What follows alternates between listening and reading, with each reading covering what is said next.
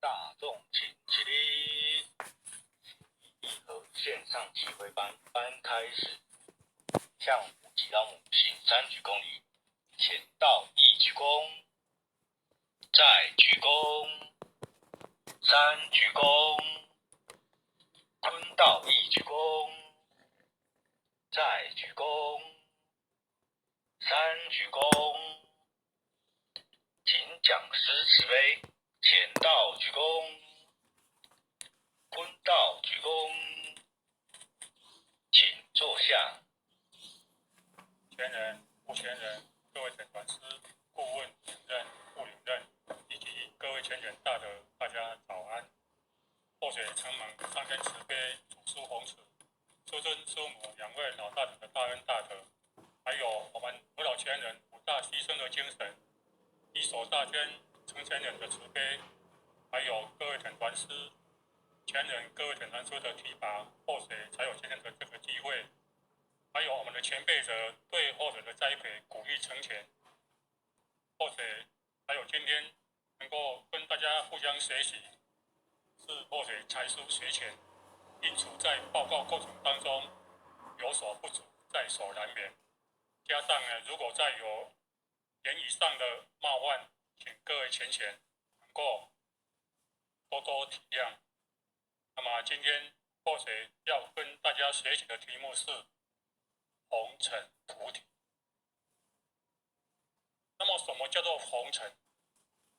红尘就是当下我们这个无常的世间，这个娑婆世界，这个五尘、五浊恶世。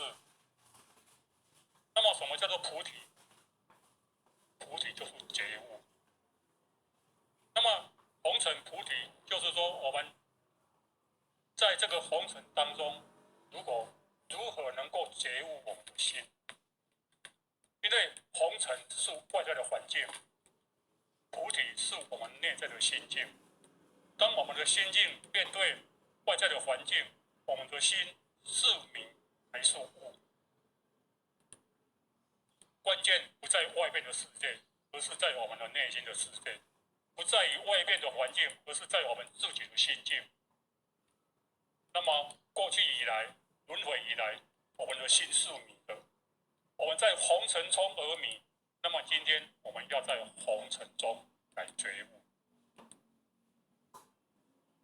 因为我们本来是觉悟的人，但是因为落于后天，迷失在红尘当中。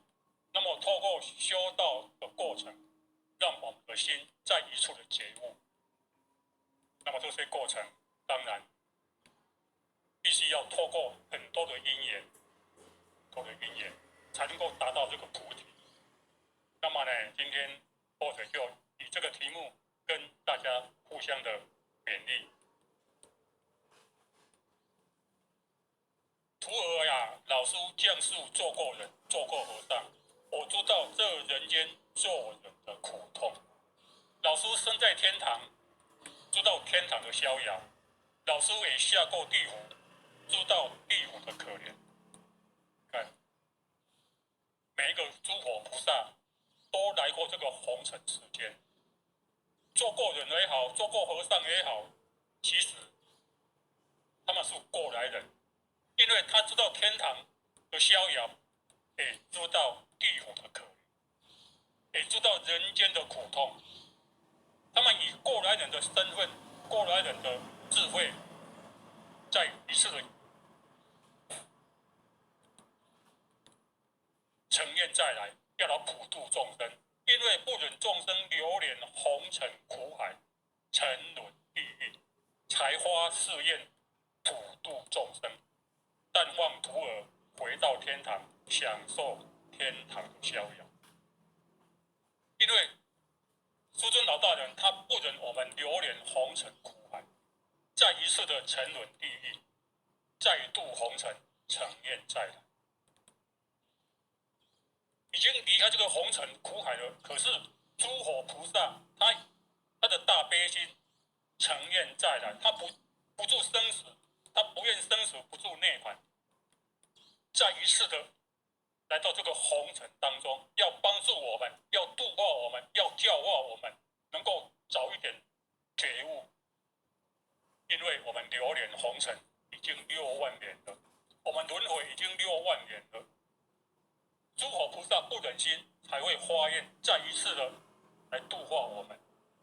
所以呢，今天我们要觉悟，要靠自己的力量是不够的，也要靠佛力，也要靠他力来帮助我们，在红尘当中能够觉悟。那么第一点，我们来看红尘佛体的意涵。为什么要觉悟？要在红尘当中，不是在外在的境界的世界，一定要在这个五浊恶世、这个花花世界，充满欲望、充满烦恼的世界。它的意义、它的内涵是什么？当然，我要跟大家互相的探讨。我们先透过教化菩萨一段词语来跟你们讲，要出世就得先入世。今天我们要达到解脱出世，要觉悟，一定要先入世。就好像我们等一下要从这个门出去，首先一定要先进这个。我们没有先进这个门，就没有出去这个因缘。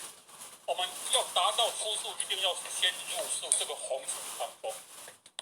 那么红尘虽然污浊不清净，却也因为红尘的污浊而造就我们往活佛的一条必经之路。过去诸佛菩萨他的成就，都是经过红尘这一条路，任何人都没有例外，每一个人都是这样，因为这是每一个人必须要经过的。每一个人都是来投胎转世到这个红尘世界，再由这个世界修成佛果而成就的。所以红尘这一条路是我们通往佛果的一条必经之路。所以我们怎么能够嫌弃红尘的污浊与无奈呢？我们会觉得说，这个红尘的世界太污浊了，太肮脏了，不清净，太烦恼了，充满了你争我夺这个环境。但是我们为什么不把握在红尘的日子，好好培养我们的内德，锻炼我们的火候？是不是这样？所以人世间就好像一座大红炉，每一个人不管有修没有修，都在这一座大红炉当中在锻炼。有修的也练，没有修的也练。有修的人的练能够成就，没有修的人的练，他还是在人世间轮回。所以今天我们要觉悟，一定要透过红尘这个世界。所以佛的成就不是在清净的世界，而是在这个污浊的世界。那么呢，院长大人他跟我们慈悲说，世间万物无不是教化众生一面镜。我们看到这个红尘世间一切万物都是在教化我们一面镜，让我们看。我们看到生老病死，我们看到生离死别，我们看到成住坏空，其实都在教化我们。释迦牟尼佛他看到生老病死，他就觉悟了，因为生老病死事件在这个世间当中，有智慧的人他一看就觉悟了。可是我们经过了多少生老病死，看过多少生老病死，我们还不能觉悟。关键不是在外面的环境，而是在我们的心境。因为他看到生老病死，发心，他觉悟了要修行。如果他没有这个觉悟的心，就没有今天的释迦牟尼佛。所以世间万物都是在教化我们，可是要关照。为什么世间万物在教化我们？因为道在万物当中，万物有道，万物有理。它有道，它有理，它可以教化我们。只是我们的智慧，我们的觉性不够强。其实我们看那个水，我们看水，我们看婴儿，看松柏，看竹子，看梅花，这个都是活法。你看水它往低处流，它可以成为延伸。我们看婴儿的天真单纯，就好像我们本来的心。今天我们看到松柏长青，就好像在告诉我们，一个人要有坚韧不拔的志向。我们看到竹子，它的内心是虚的，它的节是坚的，让我们体悟到我们的心要虚，我们的志节要坚定。我们看到梅花，为什么越能越开花？因为它耐得住考验。所以世间一切都是在教化我们。那么教化我们，就是要让我们觉醒，要让我们觉悟。所以六祖坛经才跟我们讲：佛法在世间，不与世间结。离树觅菩提，恰求兔角。佛法在世间，水也是佛法，婴儿也是佛法，松植梅也是佛法，世间万物也是佛法，天地也是佛法。天地它所示现的就是什么？它无私父，无私在。天没有私心，地也没有私心。它所示现的佛法在世间没有离开，让我们去觉悟的，就是要让我们去觉悟的。可是如果我们离开这个人世间，要达到觉悟，就好像在兔的身上要求那个角是不可能，不可能的。就好像说我们呢要学开车，一定不能离开这一台车，一定要进入车里面，我们才能够学会开车。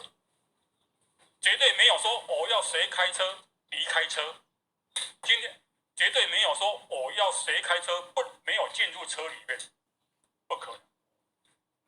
就好像我们要学游泳，一定要进入水里面。就好像我们要学游泳，绝对不能离开水。离开水，我们如何能够学会游泳呢？所以佛法在世间，不离世间者。也就是说，今天我们要觉悟，一定要在这个红尘世间。离开这个红尘世间，我们要达到觉悟是不可能的。就好像我们在兔的身上要求角，根本不可能。所以《维摩诘经》它更告诉我们：高远陆地不生莲花，悲思淤泥乃生处花。高远陆地，在高山当中，在陆地当中不会生莲花。那么莲花就是在很低、很湿、很污泥、肮脏的地方才会长出莲花。今天我们在外面看到莲花，一定在那个烂污泥里面。这个烂污泥这个环境就好像这个红尘世界，很污浊、很肮脏。可是莲花出污泥而不染，它是透过这个环境让自己清净。真正的清净，真正让我们清净，不是在外在的清净的环境，而是在这个污浊的环境，而是让我们能够清净。所以莲花已经示现告诉我们，红尘菩提。它在那个恶劣的环境当中，它没有受污染，那种清新脱俗，那种高雅，就是在那个环境当中所培养的。所以高远陆地不生莲花，悲思淤泥乃生处花。所以莲花是在那个污泥当中，在很湿很下面的地方成就的。这个就是在告诉我们红尘菩提的意思。所以师尊老大人他还说：禅心须在尘中静，佛道还得世间禅。我们的心要清净，必须在这个红尘当中来清净。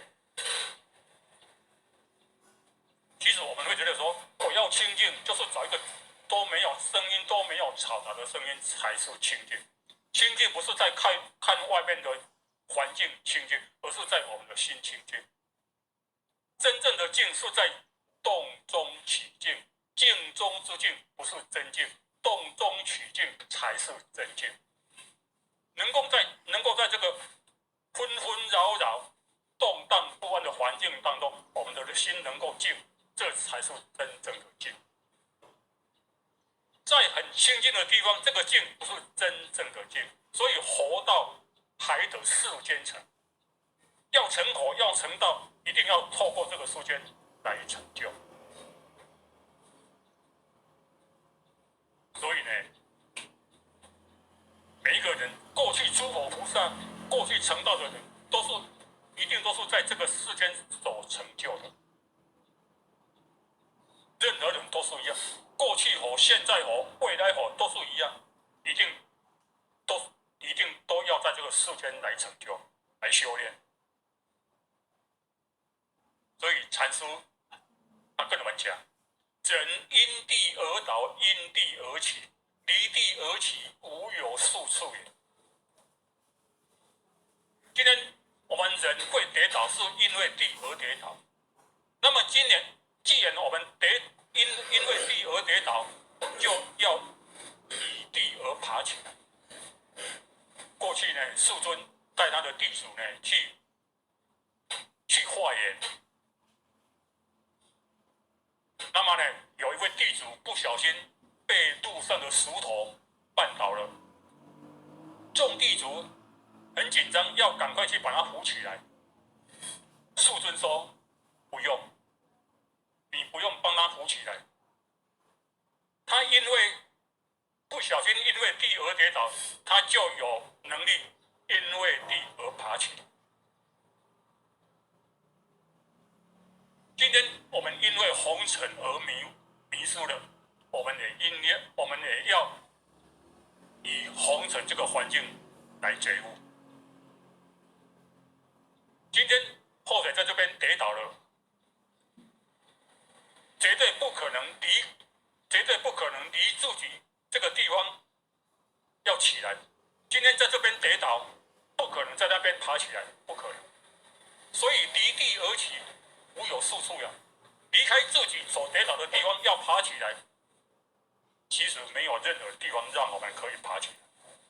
所以因地而倒，因地而起。因为红尘让我迷失，因为红尘让我觉悟。就好像说，我们说烦恼则菩提。为什么烦恼则菩提？会烦恼的心就是会觉悟的心，会觉悟的心也会起烦恼的心，所以烦恼的心跟菩提的心是一是二。所以今天我们跌倒了，从这个我们因为地而跌倒，那么可是我们因为地而爬起，这个地是一是二。那么呢，绝对不能离开这个地方而爬起。当然，离开自己的心向外求佛，也没有什么地方让我们能够求到佛，这个道理是一样的。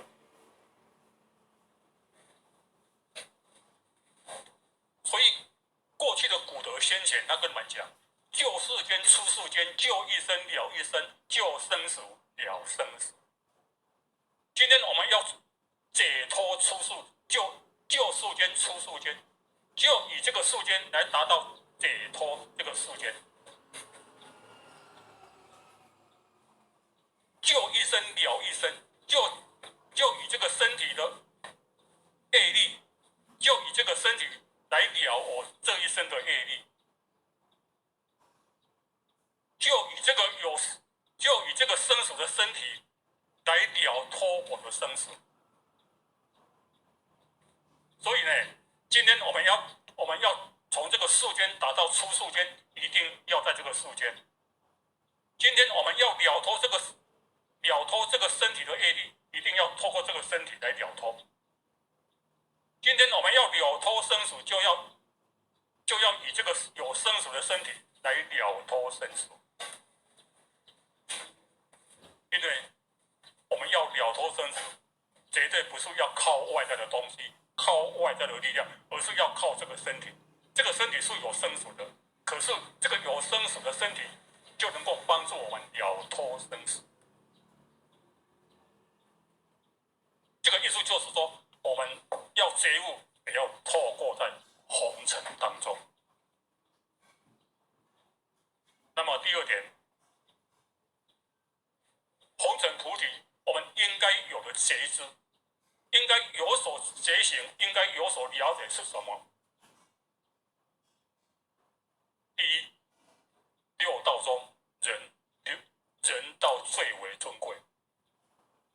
六道有天道，有人道，有阿修罗道，有畜生道，有恶鬼道，还有地狱道。在六道当中，为什么我们人道最为宝贵？以轮回来讲，人道还是在轮回当中，也是不好的。以轮回来讲，其实我们人道还是不好。可是以修行来讲，人道比其他五道更为宝贵。为什么？那我们就来一一的探讨。这个是我们在红尘当中应该有的了解去体悟的。因为一个人要觉悟，我们人最容易最快。过去呢，日本有一位圆信大师，他在横川华语，他讲过一段话。他说：“离三恶道，生在人间，我们应该感到非常庆幸，感到非常欢喜。离三恶道，离开畜生道、恶鬼道、地狱道，能够生在人间，要感到很庆幸。但是我们有感到庆幸吗？有的人还觉得人太痛苦了，自杀了，他没有感到很庆幸。可是，一位觉悟者，他了解六道中什么最为尊贵。他说：我们离开三恶道，生于在人间，应该要感到很庆幸。比如说，现在我们能够在这边，我们能够或者能够跟各位前人在这边来探讨红尘菩提，就是因为我们有人生，就是因为我们是人道，因为我们有这个人生，现在才有机会，才有机缘在佛堂当中来探讨什么叫做红尘菩提。其他五道他没有机会，其他五道他没有这个因缘，唯有人才有这个因缘，所以我们应该要感到非常庆幸的。自身虽贱，不劣于畜生。今天我的身体，我这一生虽然很卑贱，没有身份，没有地位，很卑贱，但是比畜生道还好。一个人虽然他不是有很高的地位，很高的身份，可是他比畜生道还好。这个我们需要去体会的。我的家虽然很贫穷，但是还胜过恶鬼。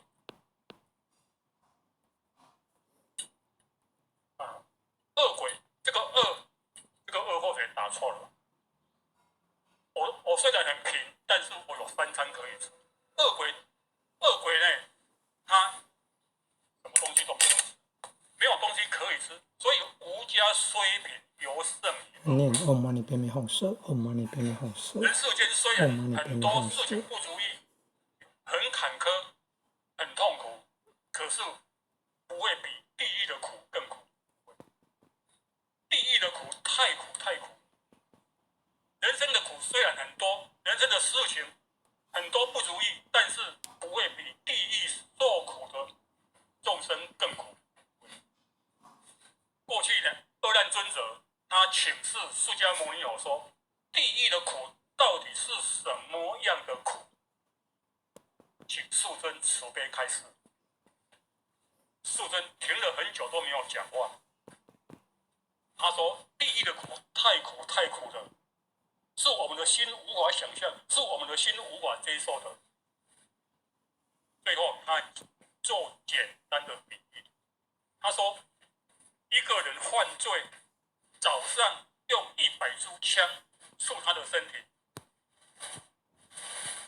到中午的时候看他有没有死，结果没有死，中午的时候再刺100枪在他的身体，到晚上的时候还没有死，再刺，把他已经整个身体都是已经血肉模糊了。他说，在血肉模糊的地方再刺100枪，这样。他说，一天当中从他的身体刺300枪，这个苦只是好像一颗小石头的苦而已，地狱的苦就好像须弥山那么大。你看我们的身体，只要有一根小针刺到，就觉得很痛了。可是地狱的苦，一天要受300支枪的痛苦，所以地狱的苦是无间地狱啊，没有停留的、没有停止的苦，叫做无间地狱啊。所以世间很难住，很多烦恼，很多忧愁。可是这个是让我们出世之眼，都知道这个世间，这个红尘世间很难住啊。为什么？有天灾，有风灾，有地震，有旱灾，有水灾，有瘟疫，有战争。这个世间很难住，而且很多忧愁。可是世间虽然很难住，这个是要帮助我们达到解脱的因缘，是要帮助我们解脱的因缘。我的身虽然很卑贱不高贵，更是菩提之引导。这个身虽然不高贵、很卑贱，但是因为有这个身体，它要帮助我们达到菩提一个引导。因为没有这个身体，我们没办法解脱。故生人间应该庆幸。因此呢，我们既然生在人间，有这个人生能够闻大道，应该要感到非常的庆幸，应该要感到非常的欢喜。是不知道我们得人生闻大道，而且在修道了，不知道有没有感到很庆幸？就要因人。那么为什么说我们今天在红尘当中要有所觉悟，又有所了解，在六道中人道最为尊贵？现在我们慢慢来研究，譬如天道，天道它是有福报的，因为在三善道就是天道，它最有福报。可是天道呢，它单走乐境，他沉溺在他的乐境，他享受他的福报，他每天都过得很快乐。就像我们人世间很有福报的人，他每天过得很舒服，过得很快乐。要请他修道，他说：“我过得这么好了，为什么还要修道？富贵修道了。”所以天道他沉溺迷失在他的乐境当中。他忽略了解脱生死这件事情，他忽略了，因为乐让我们忘记我们身在哪里。我们有一句话说：“乐不思蜀。”当我们人越快乐，我们越什么？越放逸。当我们越快乐的时候，有时候不是一件好事呢，因为乐会让我们迷失。所以天道他单走，他沉溺在主走他的快乐的环境，他没有想到要修行这件事情。所以天道很难修道，天道这个他很难修道。阿修罗道，他的嗔恨心、他的好胜心、他的嫉妒心很强。那么嗔恨心、好胜心、嫉妒心这三心会障碍他修道，所以他修行很困难。他修行很困难。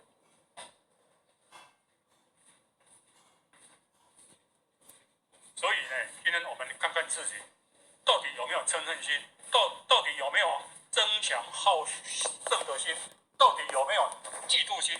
如果我们有这三心，我们就是阿修罗道。现在我们来看畜生道，畜生道它是愚痴、昏昧、弹珠10岁，不是修行。畜生道它是很愚痴，就是因为它愚痴才会堕落畜生道。它昏昧，整天昏昏暗暗的，昏昏沉沉的，只知道什么？吃饭、睡觉、睡觉、吃饭。他不晓得，他不懂得什么叫做修行，所以他修道很难。恶鬼道，鸡吼中烧，呼号求死，有恐不及，不得修行。在恶鬼道的众生呢，每天鸡吼，他很饿，那个火在他的内心在烧。每天喊着他要吃东西，每天喊着他要吃东西，就已经没有时间，就已经来不及了。所以呢，他不得修行。所以一个人他很苦，没得吃，每天辛辛苦苦都是为了3餐，他哪里有心思要修行？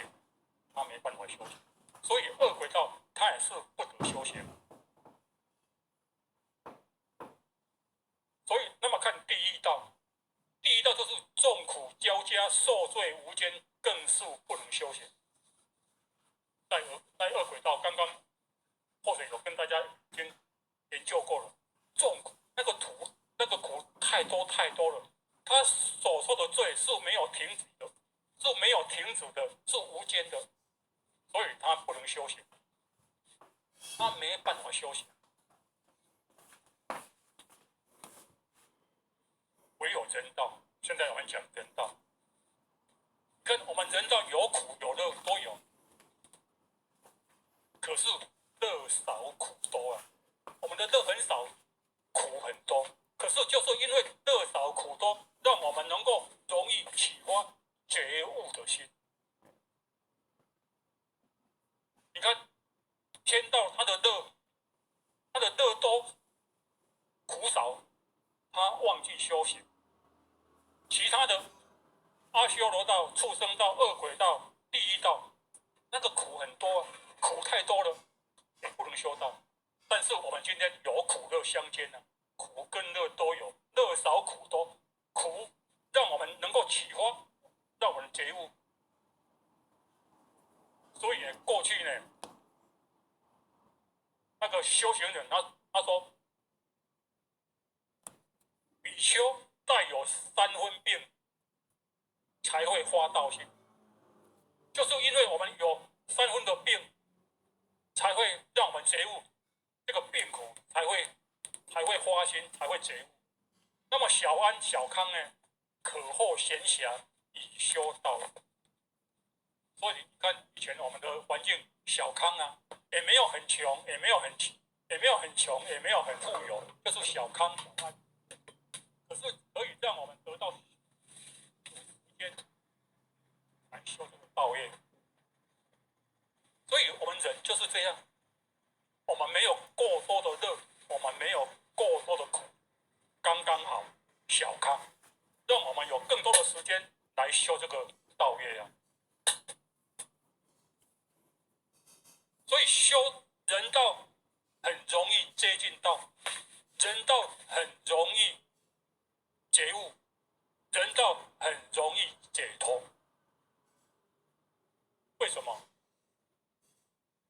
我们已经在人道当中最接近佛道。只要我们在人道当中，在人生的过程能够解脱、能够觉悟来修道，就很容易接近佛道了。所以他才跟我们讲，易尽道、易觉悟、易解脱唯有人道。所以人道可以整心力、去菩提，为人道为能尔。我们人我们人会思考，会梳理，会调整我们的心。我的人生到底要怎么过？我的人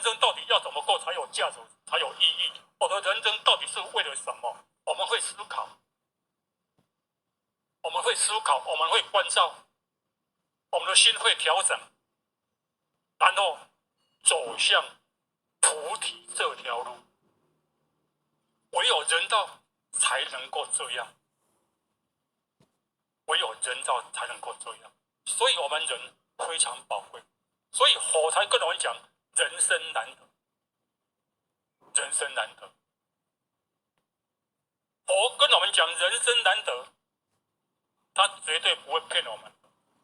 可是我们会讲，我们会想，人真的难得吗？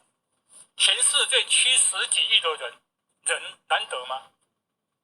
可是我们看大地的，有生物，有动物，有很多太多的动物，你看那种数量太多了。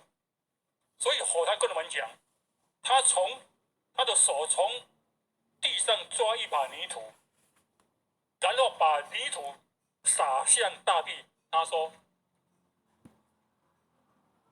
得人生就好像手中的尘那么少，失人生就好像大地的土那么多。所以呢，佛才跟我们讲，人生难得，我们要珍惜慧命，我们要珍惜人生。因为人在万物当中，我们人最难得，在人生当中道是最难得，所以我们要好好珍惜，我们能够得到这个人生。第二点，我们应该要有什么节书呢？要体悟真假，借假修真。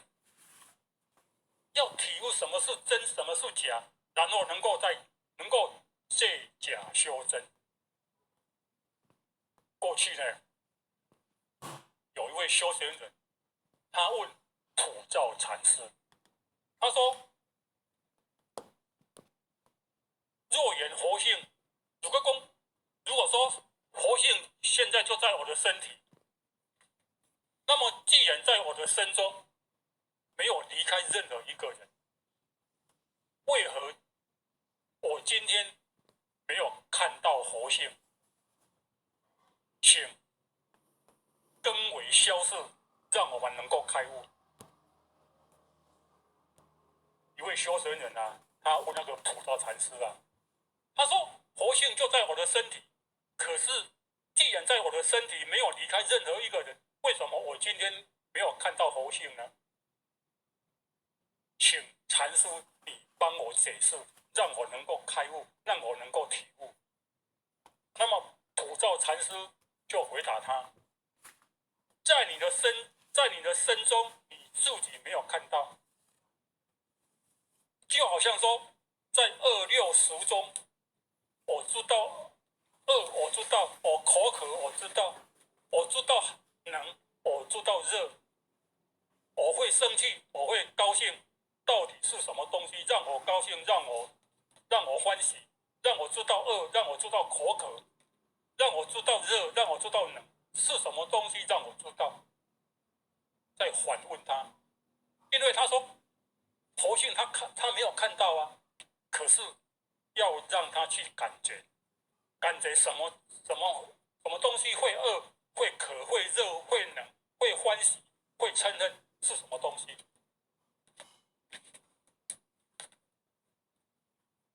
普照禅师就回答他，他说：这个色身是地水火风4个因缘所合成的，他没有感觉的，他没有情识的，所以他不能见闻觉知，他不能看，不能闻，不能感觉，不能了解。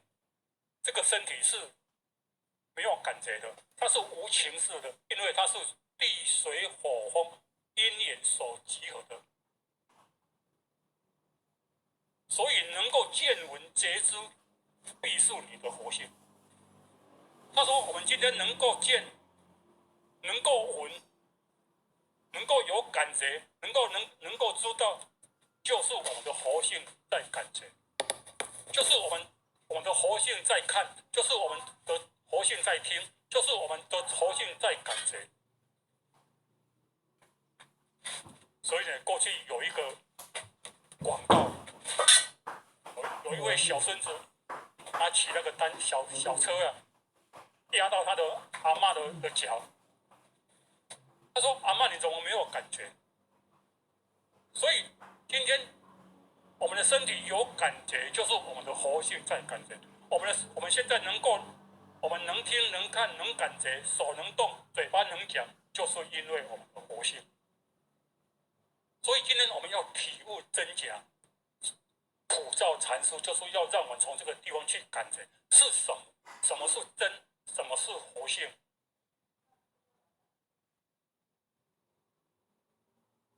那么刚刚阐述那一段话，就是从我们的身体去感觉我们的活性的见闻觉知，从见闻觉知来了解那一份真，那一点真。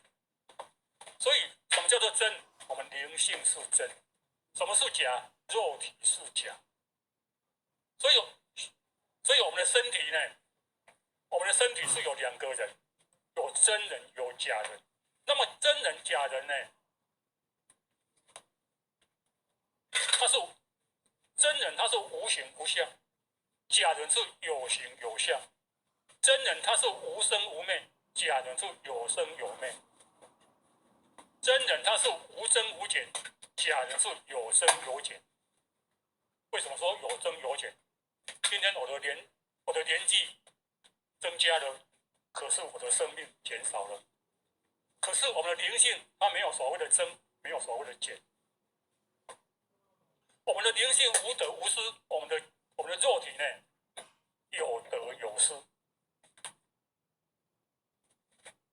我们的灵性呢，它没有所谓的得，没有所谓的失。如果有得有失，就是假的这个身体。今天我们得到这个身体，有一天会失去这个身体，所以它是无为法。我们的灵性，这个真是无为法，那么这个肉体呢是有为法。所以《金刚经》跟我们讲，一切有为法如梦幻泡影，如入亦如电，应作如树观。所以有为法它是有生灭的，它是短暂的，它是虚幻的。无为法它不生不灭，它不生不灭。所以《金刚经》跟我们讲，一切贤圣皆以无为法而有差别。过去的贤圣，过去的诸佛菩萨贤圣，都是以这个无为法，以这个灵性而成就的。但是每一个人的成就有所差别，因为境界有高低。所以境界有高低，也因为以这个无为法而成就的。但是无为法没有离开有为法，透过这个假体有为法来达到无为法的觉悟啊。所以才说体悟真假要借假修真，借假修真。孔明先生呢曾经有讲过，他说两人呢穿一双鞋，活得背，死得走，死得还将，活得买。孔明先生他说两个人穿一双鞋，现在我们当下看我们是不是穿一双鞋？可是是两个人穿一双鞋，活的背的死的走，可是死的还将，活的买。我们的灵性是活的，这个肉体是死的。今天为什么我们能够走？是因为活的背着。今天我们能够走，我们能够讲，我们能够听，是因为有一个活的活性。这个身体是死的，它不会走，就好像一台车停在那边，它不会走。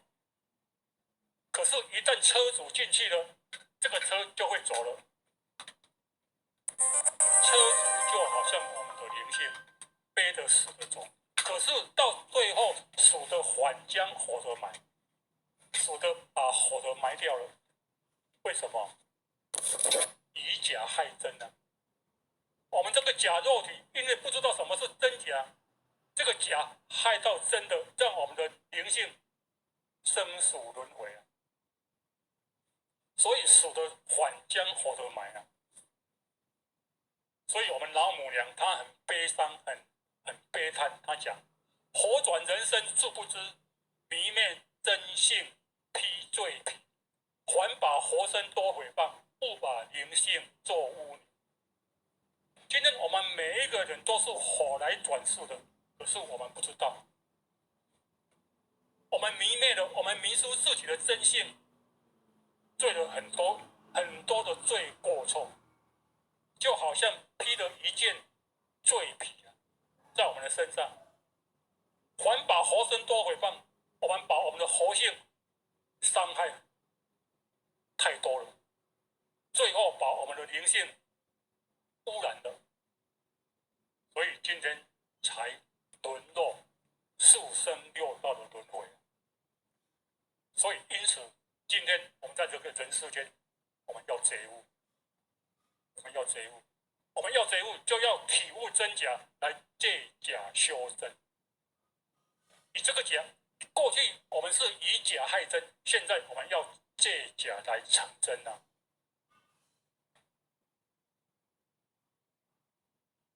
所以孟圣人他跟我们讲啊，体有贵贱有小大，勿以小害大，勿以贱害贵，养其小为小人，养其大为大人啊。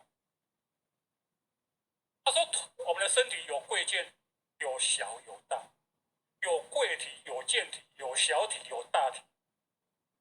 那么什么叫做贵体呢？是我们的灵性。什么是贱体呢？这个肉体。什么是小体呢？是这个肉体。什么是大体？是我们的灵性。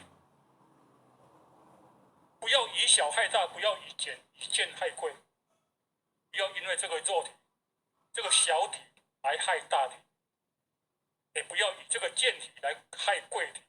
养其小者为小人，养其大者为大人。今天我们养，就是我们注重这个肉体，以后会成为小人。什么叫做小人？就是凡夫一般的众生。那么养其大为大人，什么叫大人？活菩萨、圣人就是大人。所以伦理在跟我们讲，我们要敬畏大人之言。什么叫大人？活菩萨、圣人所说的话，就是大人之言。今天为什么能够成就活菩萨？为什么能够成就圣人？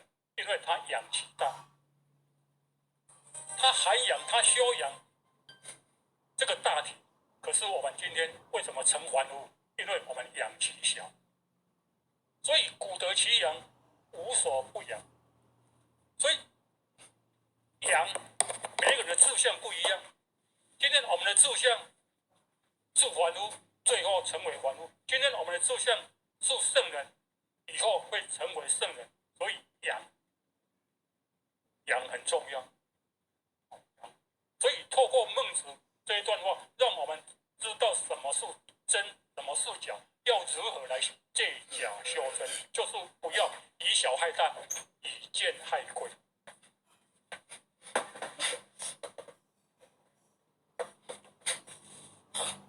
所以黄母信文他有跟我们讲，真真假假，假假真，真假悟透，定超尘。所以有真有假，假中有真，真中有假，真假是没有离开的。就好像我们的身体有真有假，它是一体的，它没有离开。可是要悟透，去了解什么是真，什么是假，一定能够超脱人世间的苦。这是黄母信文在跟我们讲。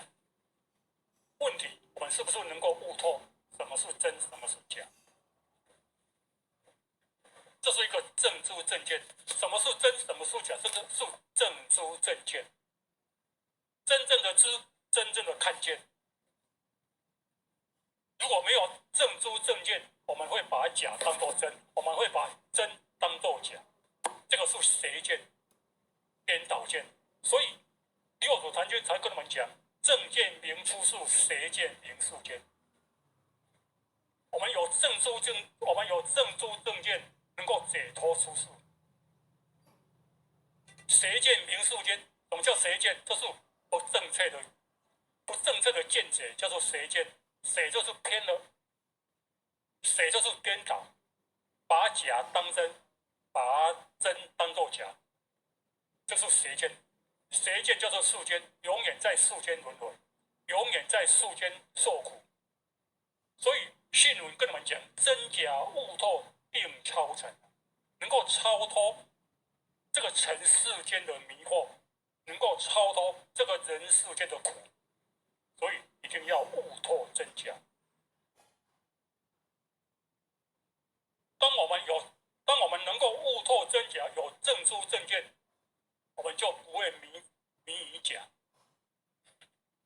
社会有很多诈骗集团，有很多人都被骗了。为什么会被骗？因为他不知道什么是真，什么是假，他把假的当作真，才会受骗。如果他能够知道什么是真，什么是假，他会受骗吗？不会。今天我们会迷于假，就是因为我们不知道是什么是假。当我们知道这个是假的，我们就不会迷了。现在有很多假钞在这边，假的钞票，我们会逐走吗？我们会迷在这个假的假钞吗？再多我们也不会迷，为什么？我们知道它是假的。所以，当我们有正知正见，我们不迷假，也不会逐走假。它是假的，我就不会逐走了。但是我也不会离开假，我也不会离开假。所以这个是一种正见。今天我们离开假，是邪见哦，是偏见哦。真正的正知正见就是不迷假、不执假、不离假，应用假、善用假、借用假。能够借用这个假，善用这个假，应用这个假。就好像今天我们要讲课，要应用这个电脑，应用很多设备，虽然它是假的，可是我们也要应用，我们要借用它，我们要借用它来帮助我们讲课。所以何仙姑大仙说：“不借假身，难还身。”没有借这个假身，很难恢复到我们的真。所以呢，今天重点在什么？体悟真假。所以我们没有体悟真假，我们就很难要借假修真。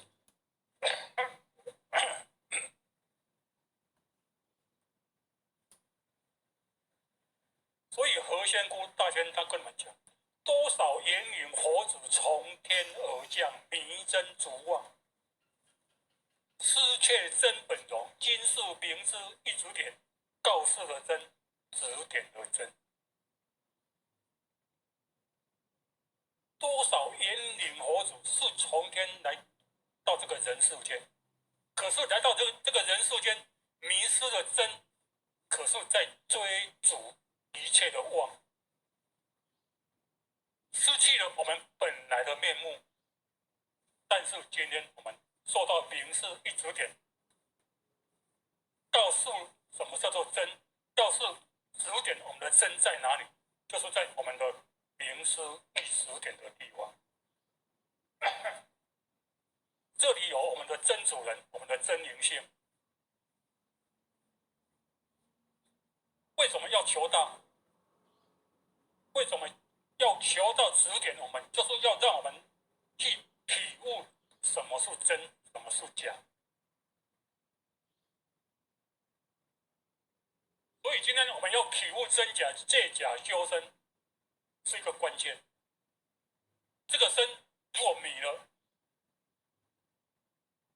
就好像我们在大海当中生死苦海，迷了，就好像我们堕落在一片大海当中，我们迷了，就是生死，就是生死。所以生死它是苦海，有了生死才有苦，叫做生死苦海。身若物，物是法，生命法传。今天我们的身，今天我们觉悟了，我们有体悟，有觉悟了。假修真，所以悟它就好像一艘船，就是我们的生命法船。我们迷了是生死苦海，我们觉悟了是一艘生命法船，能够帮助我们处理生死苦海。所以今天如果我们这个身体恶用了，它是罪身，它是业身，它是孽身。这个身体没有好好的应用，我们把它恶了，把它恶用了，是造罪的，变成这个是造罪的身体，是我们造业的身体，是我们造孽的身体。那么善用呢？它会成就我们的德性，它会成就我们，成就佛，成就道。所以过去诸佛菩萨他是善用，他善用这个假的肉体呢，才成就他的德性，他成就他的佛性，成就他的道果。所以呢，这是一个关键。所以老祖圣人才跟我们讲：无爱处身，无患处身。我爱这个身体，让我成德、成佛、成道；我忧患这个身体，担忧这个身体，会让我们迷失了，成为生死苦海，成为造罪造业的一个工具。所以他很忧患啊。今天我们也要有这个忧患意识。重点，我们要如何来应用我们这个身体来借假修真？第三，在红尘当中，我们应该有的觉悟是什么？生死大事。生死大事。什么是生死大事呢？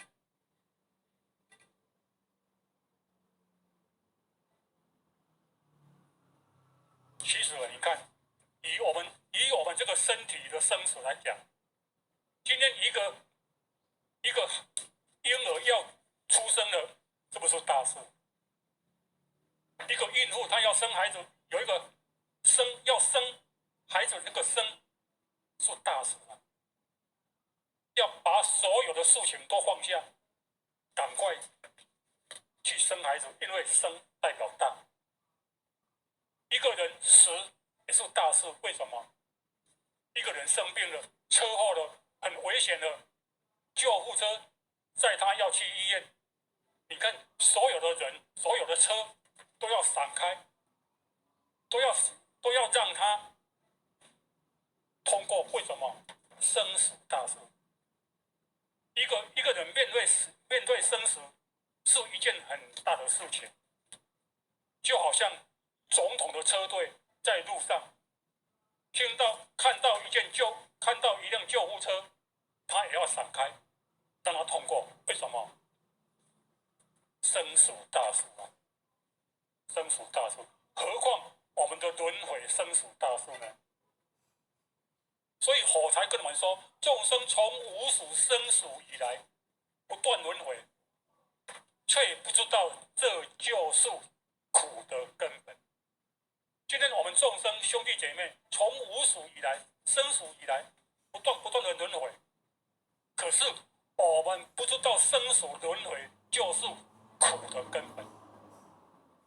人世间的苦那么多，生老病死、生离死别，什么说苦那么多？它的根本从哪里来？从生死轮回来。因为有生死轮回，才有世间一切的苦；没有生死轮回，就没有一切世间的苦。所以佛才跟我们说，生死轮回就是我们的苦的根本。所以院长大人才慈悲跟我们讲：不知生死大事，何来人生立志？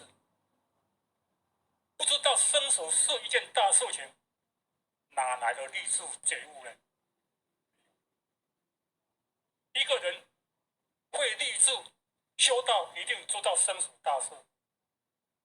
释迦牟尼佛，过去释迦牟尼佛、诸佛菩萨们，他们都是因为知道生死大事，才会立志修道、办道、行道、度化众生。今天我们也是一样。今天为什么我们要修道？就是因为我们知道人生大事，才会发愿，才会立志要修道。所以老师才讲，不明理焉修道？不了解道理，他怎么能够会修道呢？所以院长大人还要跟你们讲，不知生死大事，何来人生的立志？过去的日本有一句话，他说：“人生除了生死，其余都是擦伤。”人生除了生死，其余都是擦伤。什么叫擦伤？小事情。今天我们骑车，我们车祸了，跌倒了，只要不会影响到我们的生命，其实都是擦伤而已。当我们跌倒了、受伤了，人家来问我有没有要紧，他说没关系，没关系，只是皮肉伤，没关系。所以人生除了生死大事，其余都是小事，都是擦伤而已。为什么这么讲？南极仙翁跟我们慈悲讲，人与人之间是小事，生死之间才是大事啊！人与人之间所发生的事情，只是小事情而已。所谓的一些利害的、争执的、是是非非、恩怨情仇、一些摩擦，其实都是小事情，其实都是小事情而已。今天为什么我们在路上看到行车纠纷，就一些车只是一种擦撞而已，为什么变成大事，变成打人杀人呢？因为他不知道人与人之间所发生的事情都是小事情，都是小事情。以仙火来讲，那个高度、那个深度、那个境界来讲，他看人世间的事情都是小事情，唯有生死之间才是大事。有关于生死这个问题才是大事啊！所以呢，过去孟子呢，他说孔子登泰山，登东山，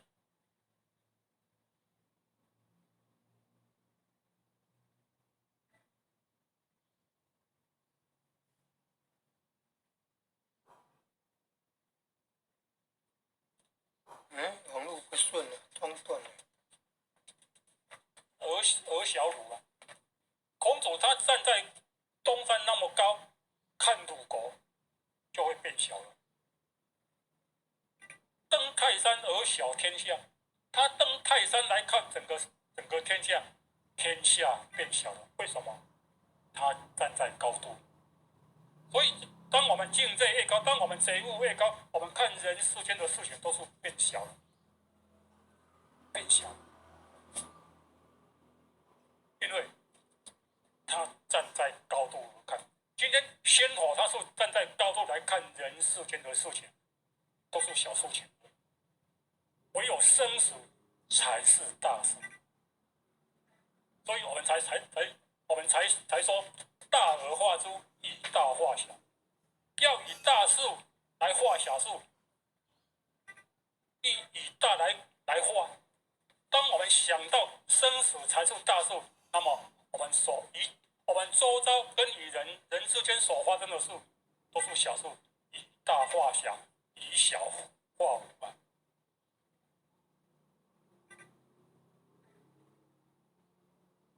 过去呢，有一株鹦鹉呢，知音问计出笼。为什么？达摩祖师刚刚去到中国，要传佛法，没有人认识他、了解他，是一代祖师啊。有一天呢，在一家，有一天呢，他经过一户大户人家呢，走过，一株鹦鹉呢，他在请示他，问说：“请你帮助我，能够出这个鸟笼，请你帮助我。他说呢，西来意，西来意，请你教我出笼记啊。这只鹦鹉他知道这位达摩祖是从西方来的，来到这个东土呢，来传佛法。他说，请你教我呢，帮助我能够从这个鸟笼出去，请你帮助我。他说呢，他说好，我帮助你。出笼记，出笼记，两脚伸直，两眼闭，这便是你的出笼记。他说，你如果要离开这个笼子，我教你，就是两眼伸直，两眼闭。当你的主人来了，你的两脚要伸直，你的眼睛要闭上起来，这就是你的出笼记。结果呢，他的主人回来了，看到这一只心爱的鹦鹉呢，怎么动也不动呢，就很紧张，赶快打开笼子，把鹦鹉拿出来，在那边看，在那边看。结果呢，身体还温温的，可是就是不会动。结果呢，在当这个主人呢把手张开的时候，这只鹦鹉就趁这个时间机会就飞走了。为什么？这只鹦鹉它知道要如何出这个笼得到自由，可是它自己没办法，要请教别人来帮助它，就是要假装死了来帮助。所以你看，一只鹦鹉它就知道要解脱它的不自由，何况是我们人呢？所以五祖弘忍大师他跟我们讲：世人生死数大，汝等终入主求活田。苦田不求出离生死苦海，自性若迷，胡何可救？所以弘忍大师他跟我们讲，世间的人生死是件大事啊。可是今天我们终入只知道求福田、求福报，不知道求出离生死苦海这件事情。等到有一天我们的自信迷了，我们所求的福报呢，能够可以救我们灵性吗？所以这个是我们要去体悟的，这个是要我们去觉察的，这个是要我们去觉悟的东西。到底福是不是可以帮我们救我们出离生死苦海？是没办法。所以呢，今天我们世间人的知见都是在求福田，可是好的知见，它是要求出离生死苦海的。所以今天我们要解脱我们的生死苦海，唯有什么？唯有觉悟、修道，走上修办道这条路。人间再大的福报，再多的福田，都不能帮助我们解脱我们的生死轮回。如果福报可以帮助我们生死，可以救我们出离生死苦海，那过去释迦牟尼佛，过去呢，那个观世音菩萨，过去的总统，过去的天子皇帝，他们的福报那么多，为什么还不能帮助他们解脱生死苦海呢？所以这是我们要去体悟的。所以什么叫做轮回？生死叫做轮回，所以才称为大事。什么是苦海？有生死才是苦海。所以生死大事在讲说，我们有生死就是轮回，我们有生死就是苦海，这是一件大事。所以我们常讲一句话：苦海无边，回头是岸。苦海生死苦海无边啊，一组轮回，一组生死是无边的，唯有回头才能够靠岸。这个岸是什么？道者岸呢？回头修道就是道者岸的啊。所以回心向道，道者划船，能够帮助我们出离生死苦海。回心转悟，转迷为悟，回心向道修道，就好像有一艘划船，能够在大海当中，能够在生死苦海当中帮助我们处理这个生死苦海。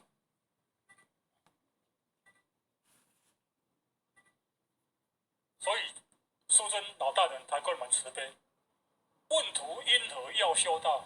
为了生死大因缘，处一关键进不了，万劫轮回无修文。今天我们的佛尔师尊在问我们大家，为什么要修道？今天为什么我们要努力赚钱？就是因为要解脱贫穷。今天为什么我们要修道？一定有原因的。为了生死大因缘，为了这个生死大助这个因缘，没有为什么，只是为了生死大助。处一关键进不了，万劫轮回无修文。处一关键，这一世如果没有去把它了了，万劫轮回永远没有停止，永远没完没了。所以什么是关键？今天我们得到人生，今天我们得人生闻大道弘明书，遇到三草普渡，这是一个关键，这是一个关键。如果说我们今天如果我们没有把握这个关键，把我们的生死来了脱呢，那么呢，这个机会失去了，万劫轮回永远没有停止，完全没有停止的一天。所以师尊老大人才跟我们讲，我们为什么要修道，就是因为我们有生死这件事情要去了脱。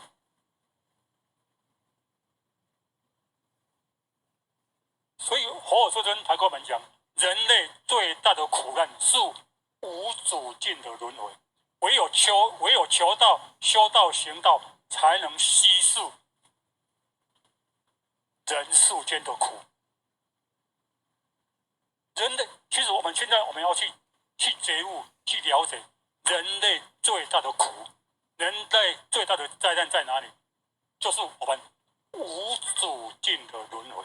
无止境的轮回就是我们的生死大事。但是这个苦难要如何能够解呢？